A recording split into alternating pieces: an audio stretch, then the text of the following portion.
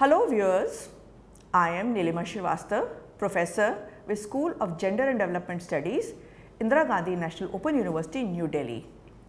The title of today's video is Understanding Gender Equality. This video is part of the course Gender Sensitization, Society, Culture and Change. The course code is BGSC 001. In today's video, we will discuss what is meant by gender equality, then why it is important to talk about gender equality and how it will help the society and the economies world over. Then we will discuss what are the different types of gender equality, what are the approaches related to gender equality. Later, we will also map gender equality at national and international levels, followed by initiatives taken by United Nations and the Government of India to promote gender equality. After watching this video, you will be able to discuss the need for talking about gender equality or promoting gender equality.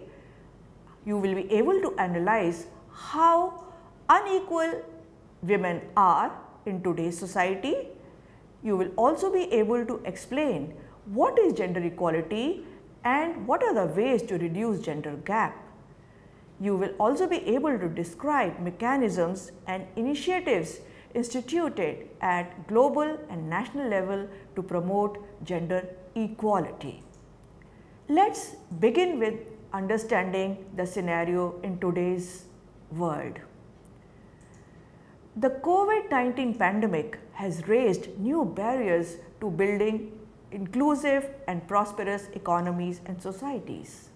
Even though women have been at the front lines of the managing the crisis as essential workers, but pre-existing gender gaps have amplified the crisis asymmetrically between men and women. The hardest hit sectors by lockdowns and rapid digitalization are those where women are more frequently employed. Combined with the additional pressure of providing care in the home, the crisis has halted progress made towards gender parity in both private and public domains of life. Let's now take a look at mapping gender gap across the world. The Global Gender Gap Report 2021 measures gender equality in economic, education, health and political spheres in 156 countries including India. It is dismal to know that India ranks 140 according to this report, with countries like Bangladesh and Sri Lanka scoring better than India in South Asian region.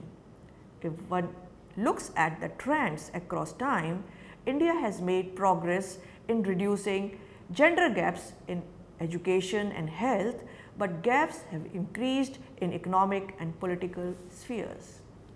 Globally, the average distance completed to parity is at 68%. The gender gap in political empowerment remains the largest of the four gaps tracked.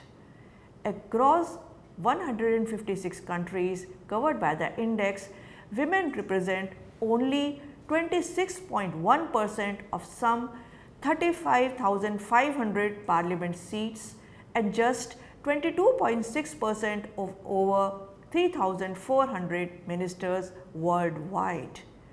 In 81 countries, there has never been a woman head of state.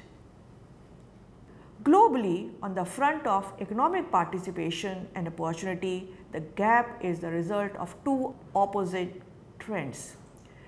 On one hand, the proportion of women among skilled professionals continue to increase, as does the progress towards wage equality, albeit at a slower pace.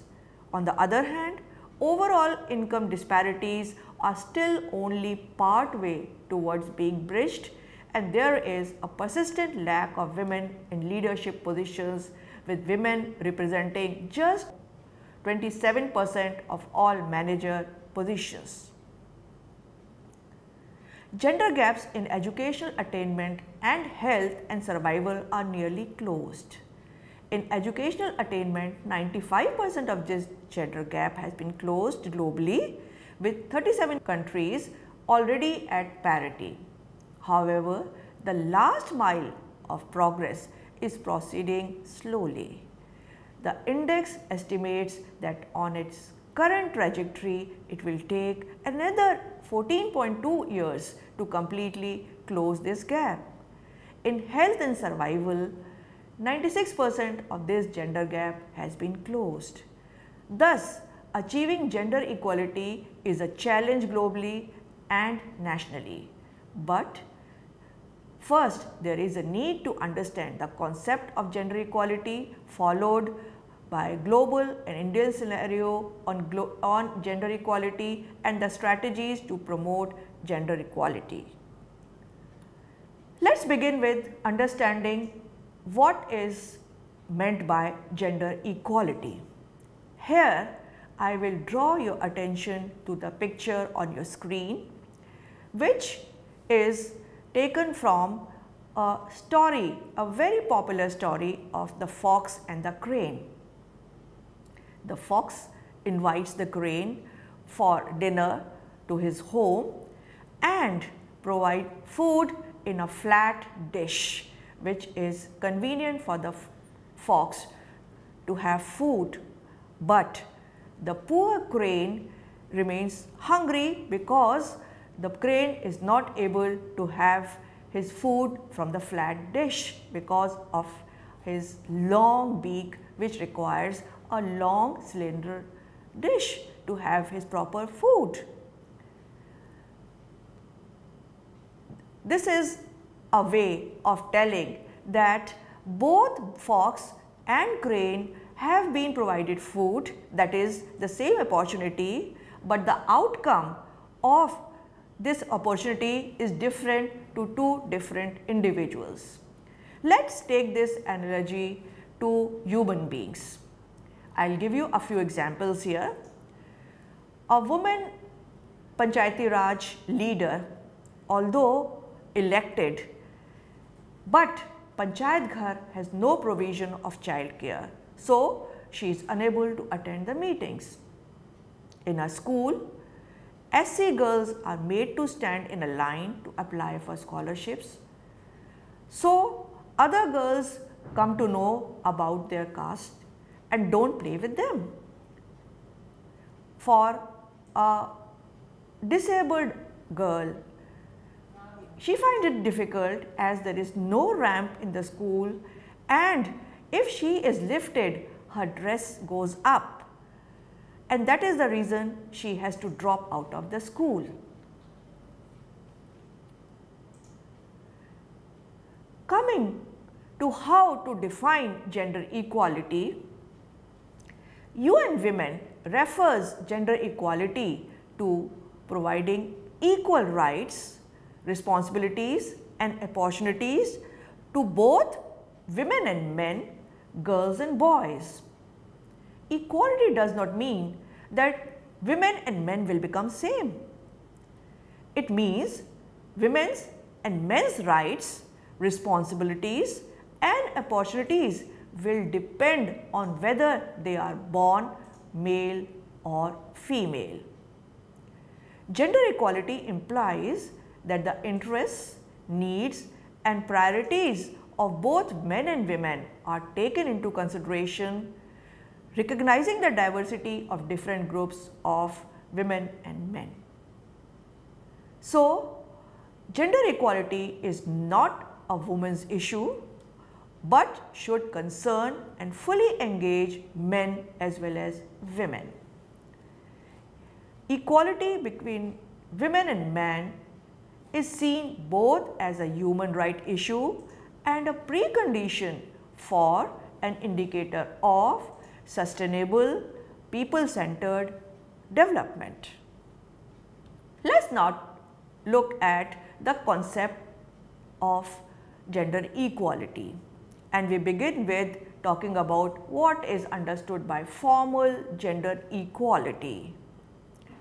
The concept of formal gender equality is premised on the principle of sameness of women and men and people on the gender continuum, and assumes that if women, men and people on the gender continuum receive the same opportunity and are treated similarly using male standards, that is, equality will be achieved. You will be reminded of the fox and crane example here, that both of them were given food, but the result was different. Formal gender equality does not take into account the ways in which women, trans men are different from cis men and how they are disadvantaged because of these differences. I give two examples here. There is a restriction on girls' and women's mobility, which could affect their access to higher education, health services, workforce participation and political participation, though government policies may emphasize equal opportunities in these spheres. Another example is that adverse attitudes toward recruiting transgender persons may come in the way of their being recruited, though the call for application may encourage transgender persons to apply.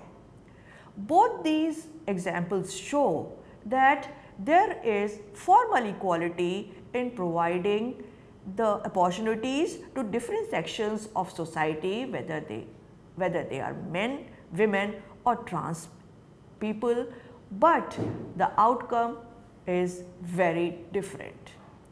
Let's now talk about the other concept of substantive gender equality. This concept recognizes that men and women have to be treated differently, and the disadvantages faced by women to begin with will have to be addressed to achieve equality. The substantive equality approach also recognizes that gender interlocks with other identities to keep women, girls and gender persons to keep women, girls and transgender persons in unequal positions.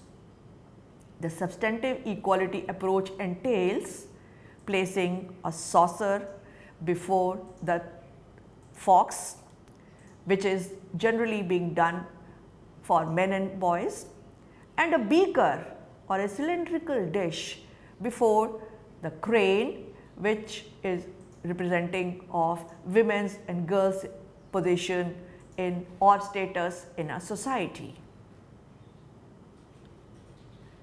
Going back to our discussion in the earlier slide, substantive equality approach could entail strengthening child care facilities in panchayats, automatic transfer of scholarship to bank accounts, and mandatory ramps in all educational institutions and permitting girls with disability to wear dresses they desire. The substantive equality approach entails holding group meetings at a time and place convenient to women farmers, strengthening child care facilities in higher education institutions, providing free sex alignment surgery in government health facilities, and posting gender sensitive teachers and health professionals. It also entails working with men and boys on substantive gender equality programs. Let's now take a look at international conventions and agreements that promote gender equality. The four important international conventions and agreements that promote substantive gender equality are Convention on Elimination of All Forms of Discrimination Against Women, generally called CEDAW, which was ratified in 1981 by the United Nations. Vienna Declaration and Programme of Action was instituted in 1993, and Beijing Declaration and Platform for Action was instituted in 1995, and in 2015 Sustainable Development Goals were formulated, and Goal 5 of these SDGs talk about promoting gender equality in all the societies. Let us now take a look at what these instruments talk about.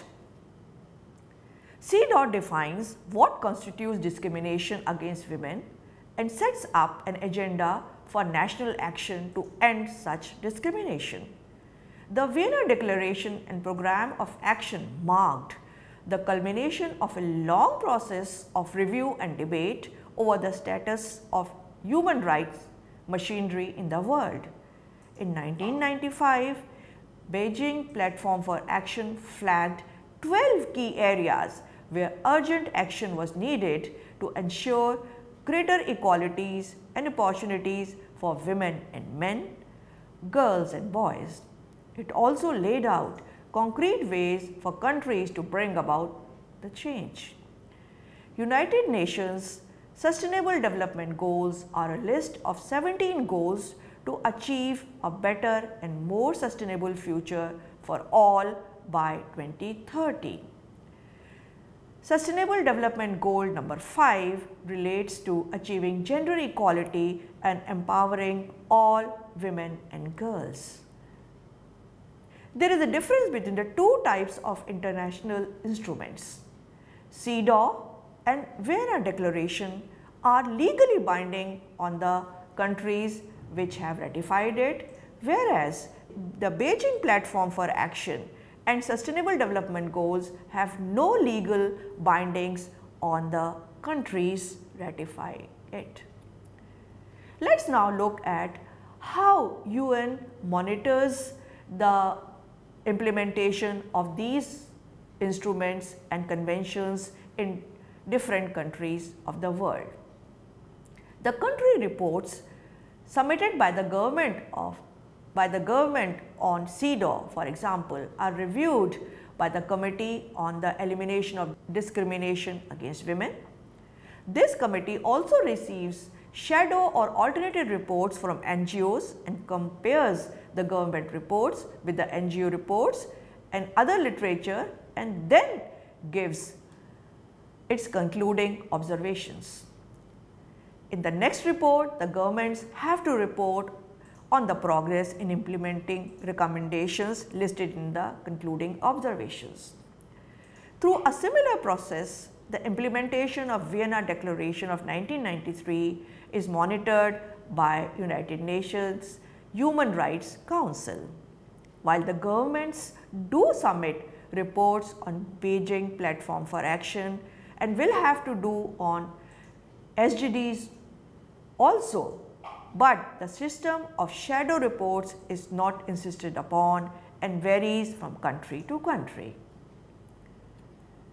Let us now look at some of Government of India's commitments to United Nations conventions and agreements. The Indian government has prepared voluntary national reviews, with latest one in 2020 around Sustainable Development Goals, and that covers SDG 5 too. These voluntary national reviews are supposed to report what is being done by the government to move towards SDGs, assessing progress on women's economic equality and economic empowerment for SDG 5, and also suggest recommendations to bridge gender gaps. It also prepares reports on progress in implementing the goals for CEDAW committee and the Beijing Platform for Action. The Government of India recognizes some of the barriers to gender equality in India, such as low or declining female labor force participation and low ownership of agricultural land.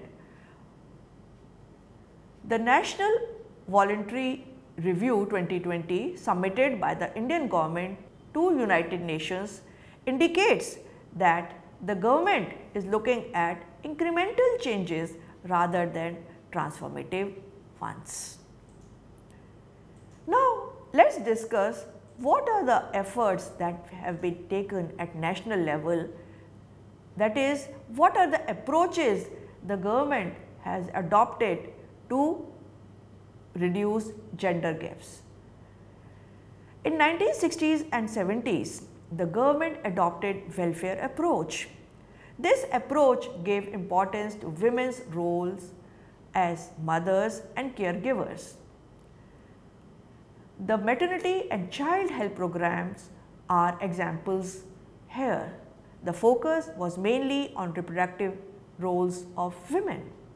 In 1974, the report towards equality drafted by a Committee on the Status of Women in India heralded the shift towards the equality approach. The report called for promoting equality in all spheres, namely economic, political and social. The Equal Remuneration Act 1976 is an example of an offshoot of this approach. In 1980s, there was a shift to women's poverty reduction. Schemes such as the development of women and child in rural areas started in 1982-83 with the focus on group building, savings, credit and income generation amongst women. In 1990s, there was a move towards efficiency approach. This approach uses women's skills as a resource for other goals like using women's nimble fingers towards sericulture development and for seed hybridization. It is from late 1990s onwards the empowerment approach emerged. The Mahila Samakhya program of 1989, National Policy on Empowerment of Women 2001 and the National Mission on Empowerment of Women 2020 are the examples of this approach. Let us now take a look at the laws, the policies and the schemes that have been launched by the government to mitigate the gender gap. Mahatma Gandhi National Rural Employment Guarantee Act, which was later also changed into a scheme in 2005, mandates 33% quota for women in employment at equal wages along with provision of child care. Then in 2005, a legislation was enacted, the Protection of Women from Domestic Violence Act. Maternity Benefit Act of 1965 was amended in 2017 to widen its scope and provide maternity benefits to all women in formal sector of employment. Janani Shishu Suraksha Yojana of 2011 was another initiative to provide medical health care to the mother and the newborn child. Prohibition of Child Marriage Act 2006 is another milestone legislation to promote gender equality in Indian society. The 73rd Constitutional Amendment of 1992 that requires reserving 1/3 of seats in Gram Panchayat, Taluk Panchayats and Jilla Parishads, and 74th Amendment of 1993 with respect to municipal corporation was another milestone in bridging the gender gap. In some of the states, this reservation has been increased to even 50% after assessing the change it brought about at the grassroots. Hindu Succession Amendment Act of 2005 grants equal inheritance right to both the son and the daughter. The Preconception and Prenatal Diagnostic Techniques Act of 1994 was an attempt to arrest female feticide. Sexual harassment of Women at Workplace Prevention, Prohibition and Redressal Act 2013 seeks to protect women from sexual harassment at their workplace. National Rural Livelihood Mission 2011 was set up with a special focus on single women, women of scheduled caste and scheduled tribes, and with disability. Reproductive, maternal, newborn, child and adolescent health was made a prime focus in 2013 under National Health Mission. Mahila Samakhya program for providing equal opportunities and promoting education for women's equality was instituted in 1988. In 2001 and 2002, Sarv Shiksha Abhiyan was started for achievement of universalization of elementary education for all the children between the age group of 6 to 14 years. Mahila Kisan Sashakti-Karan Pariyojana of 2011 was part of National Rural Livelihood Mission for empowering women farmers. Let's now look at some of the challenges at global front. As per the GEEW 2020 report, at the global level, gender gaps are the highest and likely to be so into the 2030s in case of ownership of agricultural land holdings, then areas and proprietorship of firms, that is ownership of assets, regarding vocational training, labor force participation rates of men and women, difference between wages and income, and consumption outcomes and membership in union and boards of directors. Additionally, challenges toward gender equality emerge from the interlocking of identities as different institutions of society like that of caste, class, religion, family, marriage, community, etc. Let's now look at some of the challenges at national front. The female labor force participation rate and income are declining and gender gaps in these are increasing, pointing to the contradiction that equality in gross enrollment in higher education is or may not lead to equality in economic participation. The absence of government-run after-school care is a constraint that results women's low and declining labor force participation rate, and the timings and the quality of present ICDS centers is also an issue here. Further, patriarchal mindsets wherein with an increase in household income, women are kept at home is another reason for declining female labor force participation rates in India. India seems largely on the track of formal equality in the economic sphere with legislations on equal remuneration, inheritance rights of most women, sexual harassment at workplace, maternity and child care benefits, etc. According to Gender Equality, Economic Empowerment of Women report of 2020, available data also indicates that universal access of women by 2020 may be achieved mainly with regards to women's access to saving accounts in their names, women elected to Panchayati Raj institutions, and a few indicators that are common to men and women, such as 100% adult literacy and access to water and toilets in their own premises. Other milestones related to gender equality may not be achieved by 2030. Let's now conclude today's discussion by looking at what we have discussed and what is the outcome in relations to the discussion that we had in previous slides. For both education and health, while progress is higher than for economy and politics in the global data, there are important future implications of disruptions due to the pandemic as well as continued variation in quality across income, geography, race and ethnicity.